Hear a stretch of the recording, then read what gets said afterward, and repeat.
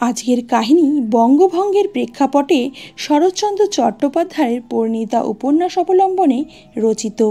দীর্ঘ 4 বছর পর দেখা হয় অবিচ্ছিন্ন হৃদয় শেখর আর ললিতার।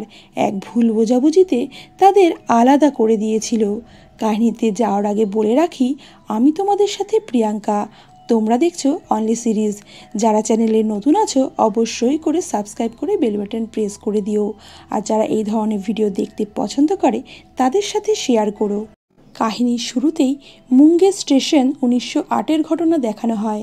শেখর এসেছে দ্বার ভাঙা যাবে বলে, তবে স্টেশন মাস্টারের কাছে সে জানতে পারে রাত 8:30টার আগে কোনো ট্রেন নেই এবং মেল ওয়েটিং রুমে বসে থাকার মতো অবস্থা নেই, কারণ ছাদ ফুটো হয়ে সেখানে জল ভরে গেছে। তবে ফিমেল ওয়েটিং রুমে তিনি অপেক্ষা করতেই পারেন যতক্ষণ না কোনো মহিলা স্টেশনে আসেন। অন্যদিকে আমরা ললিতাকে দেখি, যে এখন গার্লস স্কুলের টিচার। ললিতা যখন ক্লাস নিচ্ছিল তখনই তার সাথে দেখা করতে আসে গিরিন এবং তাকে জানায় যে কলকাতা থেকে চিঠি এসেছে, তার মামির শরীরটা খুবই অসুস্থ হয়ে পড়েছে। তবে গিরিনের একটু কাজ থাকায় গিরিন এখন যেতে অপারগ। কথাটা শুনে তড়িঘড়ি যাওয়ার জন্য প্রস্তুতি নিয়ে ফেলে ললিতা। ললিতা বলে, আমি একাই যাব। নির্জন স্টেশন চত্বরে একা একা পায়চারি করতে করতে শেখরের মনে পড়ে যায় 4 বছর আগের কথা, যেদিন ললিতা সেজে গুজে থিয়েটার যাবে বলে তার কাছ থেকে টাকা নিতে এসেছিল। তাদের সম্পর্কটা এমনই হয়েছিল যে ললিতা তাকে না বলেই তার দেরাজ থেকে টাকা নিত তার ইচ্ছে মতো। ললিতা থাকতো শেখরের পাশের বাড়িতে এবং ছাদের পাঁচিলটা ভাঙা থাকায় দুই বাড়ির মধ্যেই ছিল অবাধ যাতায়াত এবং ছাদেই ছিল শেখরের ঘর। তাই ললিতা ছাদের রাস্তা দিয়ে দিনের বেশিরভাগ সময় এদিকে আসতো। তাই শেখরের ঘর পরিষ্কার করে দেওয়া, ঘর গুছিয়ে রাখা সবই ছিল তার দায়িত্বের মধ্যে। ঘরের মাকে ললিতা মা বলেই ডাকতো। তাই একটা অলিখিত দাবি যেন শেখর আর ললিতা দুজনের প্রতি খাটাতো। ললিতা তাকে জানায় যে চোখের বালি নাটকটা তারা দেখতে যাচ্ছে, তাদের সঙ্গে যাচ্ছে তার বোন কালী এবং তার বন্ধু চারু এবং চারুর মামা গিরিন। যে কথাটা শুনে খুবই রেগে যায় শেখর এবং তাকে বলে এই ধরনের বড়দের নাটক তার দেখতে যাওয়া উচিত নয় এবং যদি যেতেই চায় তাহলে নিজের বই খাতা পুড়িয়ে দিয়ে যাক। যে কথাটা শুনে ললিতা খুবই কষ্ট পায় এবং সেদিন সে আর থিয়েটার দেখতেও যায় না। কাহিনী আবার বর্তমানে আসে। শেখর মুঙ্গের স্টেশনের বাইরে দোকানে টিফিন করতে আসে। ঠিক তখনই সেখানে আসে ললিতা। শেখর যখন মুঙ্গেরের নাম করা মিষ্টির স্বাদ গ্রহণ করতে ব্যস্ত, ললিতা ঢুকে যায় স্টেশনের ভেতরে। দুজনের কেউই খেয়াল করে না। স্টেশন মাস্টার ললিতাকে দেখে একটু ঘাবড়েই যান, কারণ ফিমেল ওয়েটিং রুমে তিনি একজন মেলকে বসতে দিয়েছেন। স্টেশন মাস্টার ললিতাকে রিকোয়েস্ট করে তিনি যেন তার নামে কোনো রকম রিপোর্ট না করেন, তাতে তার চাকরিটা চলে যেতে পারে এবং উনি এলেই ফিমেল ওয়েটিং রুম থেকে তার জিনিসপত্র সরিয়ে নিয়ে যেতে বলবেন।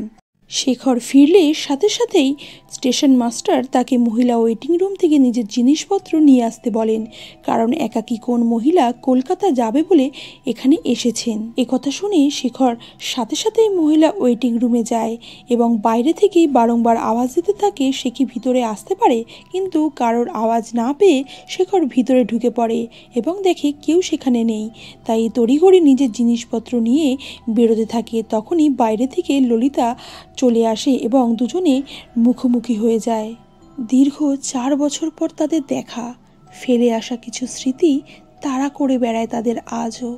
কোনো এক শিবরাত্রির রাতে শেখর প্রায় জোর করেই মালা পরিয়ে দিয়েছিল ললিতাকে এবং স্মৃতি চুম্বন দিয়ে ললিতাকে গ্রহণ করেছিল।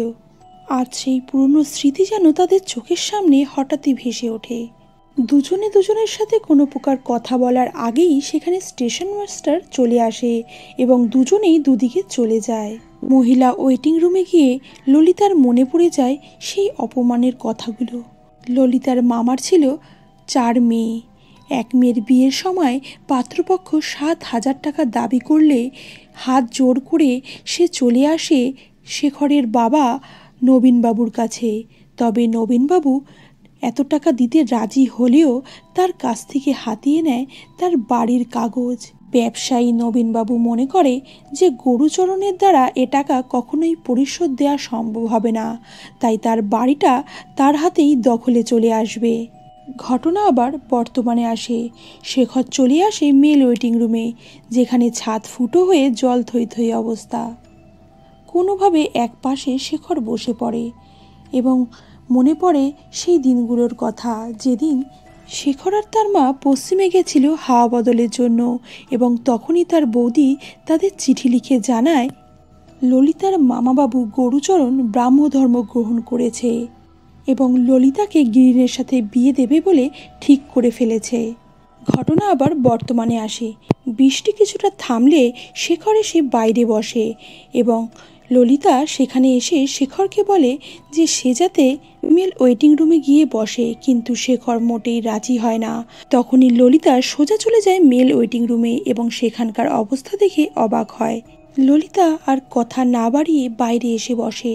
শেখরও এসে বসে। ললিতা তার পরিবারের সকলে কেমন আছে কুশল সংবাদ জানতে চায় এবং জানতে পারে যে শেখরের আরেকটা ছোট ভাইঝি হয়েছে।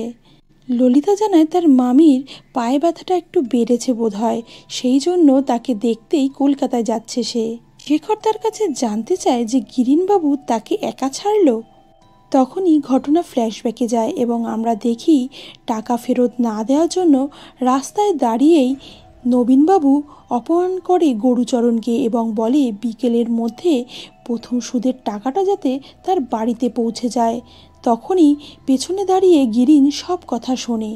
এরপরেই গিরিন নিজের থেকেই গরুচরণের বাড়িতে যায় এবং জানায় তার বাবা যে টাকা রেখে গেছে সেগুলো তার কোনো কাজের নয়, বৃথাই পড়ে রয়েছে, তাই সে টাকার একটা সদ্গতি করতে চায় গরুচরণের সাহায্য করে। গরুচরণ মোটেও টাকাটা দিতে রাজি না হলেও প্রায় জোর করেই এক প্রকার গিরিন টাকাটা তাকে দেয়। তখনই ললিতা চা নিয়ে আসে গিরিনবাবুর জন্য এবং গিরিনবাবু ললিতাকেও চা খেতে বলেন। তখনই গরুচরণ জানায় যে ললিতা চা খায় না, কারণ শেখর পছন্দ করে না। গরুচরণ জানায় যে শেখর তাদের পাশের বাড়ি থাকে এবং শেখরের মাকে ললিতা মা বলে ডাকে। গিরিন হলো ললিতার বান্ধবী চারুর মামা, তাই চারুর বাড়িতেই গিরিন ললিতাকে দেখে। প্রথম দেখায় ললিতাকে গিরিনের ভালো লেগে যায়, হয়তো সে কারণেই গিরিন এসে ললিতার মামাবাবুর সাহায্য করেছিল। শেখরকে আবারও ফিমেল ওয়েটিং রুমে আসতে বলে ললিতা ফিরে যায় এবং সে দেখে শেখর নিজের ওভারকোটটা ফেলে রেখে গেছে ওয়েটিং রুমে এবং সেটা ধরেই তার মনে পড়ে যায় যে এই ওভারকোটটা সে শেখরের আলমারি থেকে টাকা নিয়ে নিজেই তৈরি করে দিয়েছিল। শেখর জানতেও না যে এটা সে তৈরি করেছে তার জন্য। শেখরের ঠান্ডা লাগার ধাত, সেজন্য সে এটা করেছিল পশ্চিম যাওয়ার আগে। ললিতা শেখরের সুটকেস গুছিয়ে দিচ্ছিল। তখনই শেখর ললিতার হাতে আলমারির চাবিখানা দিয়ে বলে যখন যা প্রয়োজন টাকা নিয়ে নিও। কাহিনী আবার বর্তমানে আসে। আর কিছু করার নেই দেখে শেখর যায় ফিমেল ওয়েটিং রুমে বসতে। তবে প্রথমটায় শেখর বেশ অস্বস্তি বোধ করছিল, তবে আবার তারা কথোপকথন শুরু করে দেয়। ললিতা শেখরকে জানায় তার মামাতো বোন কালীর মুঙ্গেরেই বিয়ে হয়েছে এবং ললিতা এখন মুঙ্গেরের একটি স্কুলে পড়ায়। ললিতা আগে যখন পারত স্বদেশি ভাইদের পাশে দাঁড়াবার চেষ্টা করত, তাই শেখর জানতে চায় সে কি আগের মতো এখনো স্বদেশি ভাইদের পাশে দাঁড়ানোর জন্য চেষ্টা করে। ললিতা চুপ করে থাকলে শেখর বুঝতে পারে সে হয়তো আর সেরকমভাবে সাহায্য করে উঠতে পারে না। এরপর ললিতা জানতে চায় শেখরের কি বিয়ে হয়ে গেছে। শেখর জানায় না, বিয়ে হয়নি, তবে সামনেই তার বিয়ে ঠিক হয়ে আছে। এ কথা শুনে ললিতার মনে পড়ে যায় সেই ঘটনার কথা। একবার শেখর একটা বিলেতি পোশাক এবং পাঞ্জাবি নিয়ে কোনটা পরবে ঠিক করে উঠতে পারছিল না।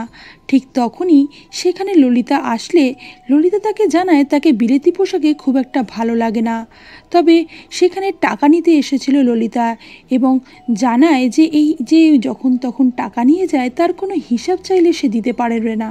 একথা শুনে শেখর বলেছিল সে নিজের অধিকারেই টাকাটা নিচ্ছে, তার কোনো হিসেব দেওয়ার প্রয়োজন নেই। ঘটনা আবার বর্তমানে আসে। শেখর জানতে চায় গিরিনবাবু কেমন আছে, তিনি কি স্বদেশী করেন। তখন ললিতা হাসতে হাসতে উত্তর দেয়, একবার শুনেছি স্বদেশীদের 500 টাকা তিনি দিয়েছিলেন। ললিতা এত উৎফুল্লভাবে গিরিনের কথাটা বললে শেখর একটু বিরক্ত হয় এবং ওখান থেকে উঠতে চেষ্টা করে। তখনই ললিতা তাকে আটকাতে গেলে শেখর বলে, পরস্ত্রীর সাথে বসতে আমার সম্মানে বাধে।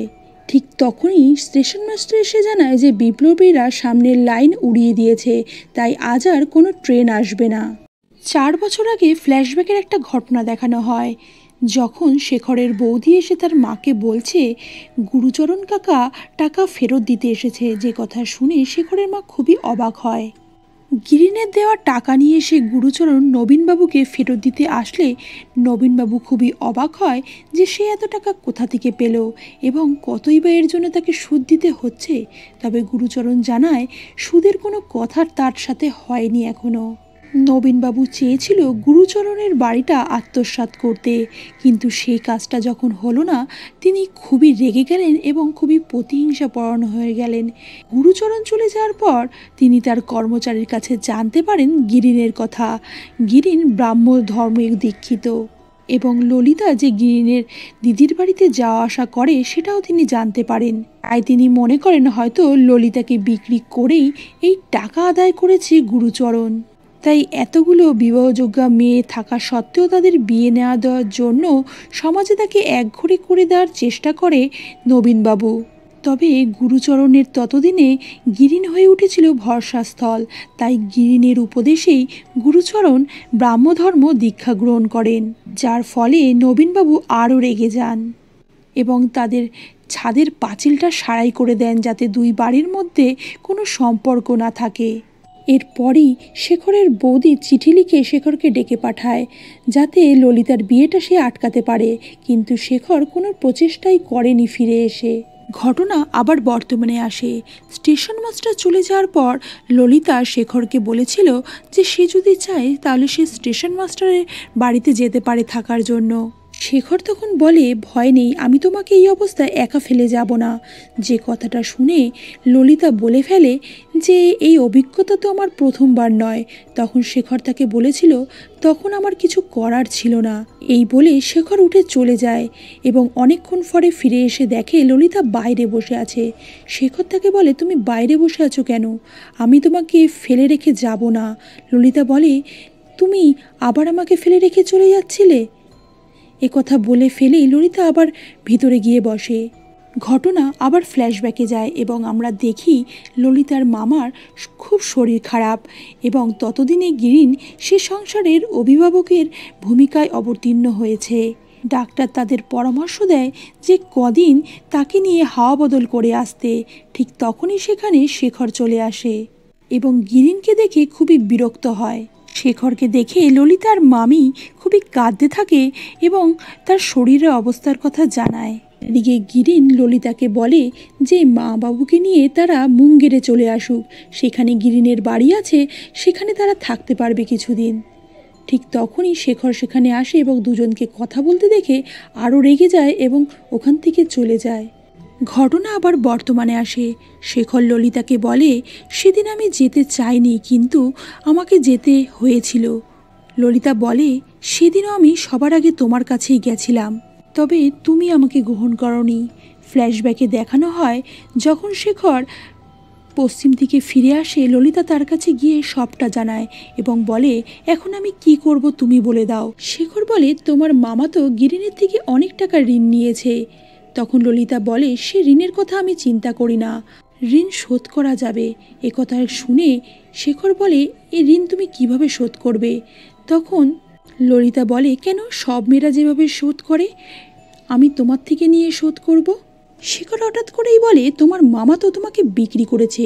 এ কথা শুনে ললিতা খুবই রেগে যায় এবং বলে, এই সমাজে যদি কেউ আমাকে বিক্রি করতে পারে একমাত্র তুমি, এছাড়া অন্য কেউ নয়। এই বলে ললিতা ওখান থেকে চলে যায়। শেখর সেদিন ললিতাকে আটকায় না, কারণ সে ভয় পেয়েছিল, কারণ ললিতার মামা ব্রাহ্মধর্ম দীক্ষা গ্রহণ করেছিল, যেটাতে তার বাবা কিছুতেই রাজি হতো না ললিতার সাথে বিয়ে দেওয়ার জন্য। দুদিন পরে ললিতা কালীর সাথে আসে শেখরের কাছে এবং জানায় যে একদিন পরেই তারা চলে যাবে মুঙ্গেরে। কালীর হাতে ছিল শেখরের মায়ের দেওয়া শাড়ি আর গয়না যেগুলো তাদের দিয়েছিল তার মা, সেগুলো ফেরত দিতে এসেছিল তারা। এবং তার সাথে সাথেই ললিতা ফিরিয়ে দেয় তার আবদারের সেই চাবির গোছাখানা যেটা শেখর তাকে রাখতে দিয়েছিল। শেখর আজ ললিতার সাথে একা কথা বলতে চাইলেও ললিতার মন সায় দেয় না এবং সে আর একা কথা বলতে চায় না, তাই চলে যায় কালীর সাথেই। শেখর শেষবার বলে যে তাহলে ভাগাভাগিটা আটকানো গেল না, যে কথাটা তৎকালীন সমাজের পক্ষেও যেটা যুক্তিযুক্ত ছিল এবং তাদের মনের জন্যও, কারণ তারা দুজন পরস্পরের থেকে চিরতরে আলাদা হয়ে যাচ্ছিল। যে কথাটা শুনে ললিতা আর দাঁড়াতে না পেরে কাঁদতে কাঁদতে ফিরে যায়। পরের দিন স্বদেশীদের শেষ বেলার পথচারীতে পা মিলিয়েছিল শেখর এবং ললিতা দুজনেই। সেদিনই শেষ দেখা তাদের। বসে বসে পুরনো স্মৃতি রোমন্থন করছিল ললিতা। ঠিক তখনই সেখানে শেখর এসে তাকে বলে, আজ রাত যে তুমি আমার সাথে ছিলে সেটা তোমার স্বামীকে জানিও না। ললিতা তখন তাকে উত্তর দেয় যে অনেক কথা বলবার আছে যেগুলো তুমি জানো না, যেগুলো নিয়ে তুমি কখনো প্রশ্নও করবে না। তোমাকে ইচ্ছা করছে সেই কথাগুলো আজ বলে দিই। ঠিক তখনই সেখানে গিরিন চলে আসে এবং ললিতাকে দেখে আশ্বস্ত হয়ে বলে, কিছুক্ষণ আগেই আমি খবরটা পেলাম। যাক গিয়ে তুমি ঠিক আছো, চলো বলে ললিতার লাগেজগুলো তুলে নেয় হাতে এবং জানতে চায় ললিতার কোনো অসুবিধা হয়নি তো। তখনই ললিতা শেখরের দিকে ইঙ্গিত করে বলে যে উনি ছিলেন সঙ্গে, ওনার সাথে গল্প করেই সময় কেটে গেল। গিরিন একটু সৌজন্যবশতই শেখরকে বলে যে আজ রাত গিরিনের বাড়িতে গিয়ে থাকার কথা, তবে শেখর মুখ না ঘুরিয়েই মানা করে দেয়। গিরিনের আর কিছু করার থাকে না, তাই সেখান থেকে লাগেজ নিয়ে বেরিয়ে পড়ে এবং ললিতাও শেষ বিদায় জানায় শেখরকে। লাগেজ নিয়ে বেরোনোর সময় গিরিন ললিতার কাছে জানতে চায় যে তুমি ওই ব্যক্তির সাথে কি এমন কথা বলছিলে, আমি যখন কথা বললাম মুখ ঘুরিয়ে একটা উত্তরও দিল না। এটা শুনে ললিতা বলে, তুমি চিনতে পারোনি, উনি আমাদের কলকাতার পাশের বাড়ির শেখরদা।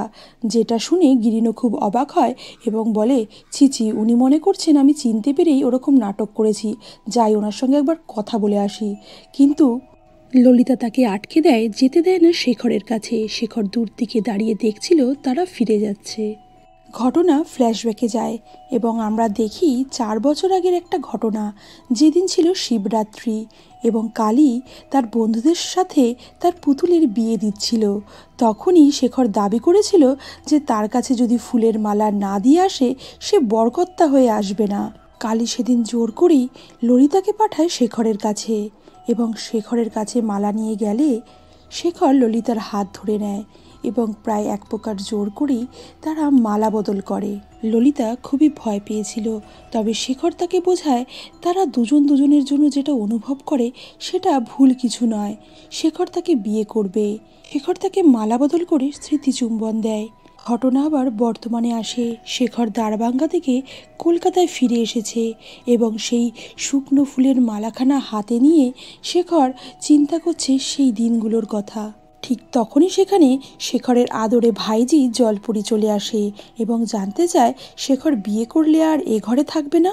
শেখর খুবই অবাক হয় এবং তার বৌদির কাছে জানতে চায় তার মানে কি। তার বৌদি বলে, এ ঘরে যে স্মৃতি তোমার রয়েছে তার স্মৃতি থাক, মা চায় তুমি নিচের ঘরটা বিয়ের পর ব্যবহার করো। বৌদি জানায় যে ললিতা আজকে তার মামিমার কাছে কলকাতায় এসেছে এবং সে জানতে পেরেছে ললিতা নাকি মুঙ্গেরে এক গার্লস হোস্টেলে থাকে এবং গার্লস স্কুলে পড়ায়। এদিকে ললিতা তার মামির কাছে জানতে চায় তার পায়ে ব্যথাটা কেমন আছে। তার মামিমা বলে, আমির তো এই পায়ে ব্যথা মনে হয় তাকে ছাড়বে না।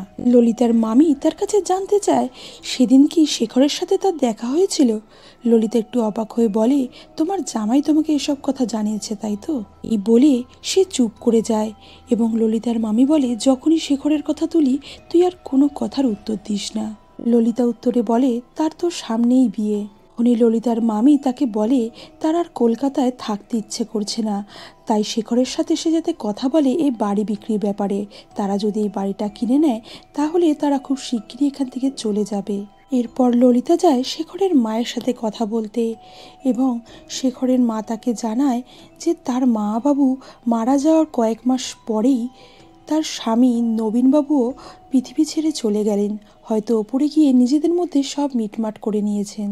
তিনি আরও বলেন যে ললিতার ব্যবহারে তিনি খুবই কষ্ট পেয়েছেন, কারণ তাকে ভালোবেসে যে শাড়ি গয়না তিনি দিয়েছিলেন সেগুলো সে ফেরত দিয়ে গেছে। ললিতা কাঁদতে কাঁদতে ক্ষমা চায়। তখনই ছুটতে ছুটতে শেখর এসে বলে ফেলে, মা তুমি শুনেছ যে ললিতা হোস্টেলে থাকে? তখন ললিতা ওই ঘরেই থাকায় শেখর একটু হকচকিয়ে যায়। শেখরের মা শেখরকে ধমকের সুরে ঘর থেকে বের করে দেয়, বলে এ ঘরে গোপাল আছে, তুই ট্রেন থেকে এসে জামা কাপড় ছাড়িস নি, বেরো, না হলে এক্ষুনি আমাদের ঘর আবার পরিষ্কার করতে হবে। শেখর আর কথা না বাড়িয়ে সেখান থেকে বেরিয়ে যায়। রাতে শেখর ছাদে উঠে খেয়াল করে যে পাশের বাড়ির ছাদে গিরিন আর কালী প্রেমালাপ করছে, যেটা দেখে শেখর খুবই অবাক হয় এবং মনে করে যে এর জন্যই হয়তো ললিতা বাড়ি ছেড়ে হোস্টেলে থাকছে, যেটা সে পরের দিন তার বৌদিকেও জানায়। এদিন দুপুরবেলা গিরিন এসে শেখরের কাছে বলে যে তার শাশুড়ি মা চান তাদের বাড়িটা বিক্রি করে মুঙ্গেরে চলে যেতে, তিনি আর এখানে থাকতে চান না। তবে যদি শেখররা তাদের বাড়িটা কিনে নেন তাহলে তাদের পক্ষে খুবই সহজ হবে ব্যাপারটা। শেখর জানায় সে বিষয় আশার ব্যাপারে বিশেষ থাকে না, তার দাদা 1 সপ্তাহ পরে ফিরবে, তার সাথেই সে যাতে কথা বলে। গিরিন জানায় ব্যাপারটা 2-1 দিনের মধ্যেই মিটে গেলে ভালো, কারণ শেষদিও চায় না শেখরের বিয়ে পর্যন্ত এখানে থাকতে। যে কথাটা শুনে খুবই অবাক হয়, বলে শেষ দিকে। তখন গিরিন বলে শেষদি আসলে দিদি বলতাম না, ললিতাই বলতাম, কিন্তু সম্পর্কের খাতিরে শেষদি। আসলে ললিতার ছোট বোন কালীর সাথে আমার বিয়ে হয়েছে। যে কথাটা শুনে শেখর আকাশ থেকে পড়ে। গিরিন তাকে জানায় যে মৃত্যুর আগে ললিতার মা বাবু ললিতার ভার আমার হাতে দিয়ে গেছিলেন। ললিতা তাকে জানিয়েছিল যে সে স্বইচ্ছায় একজনকে গ্রহণ করেছে এবং তাকে ছাড়া অন্য কাউকে জীবনসঙ্গী সে করে উঠতে পারবে না, এবং এই কথাটা সে যাতে কাউকে না জানায়।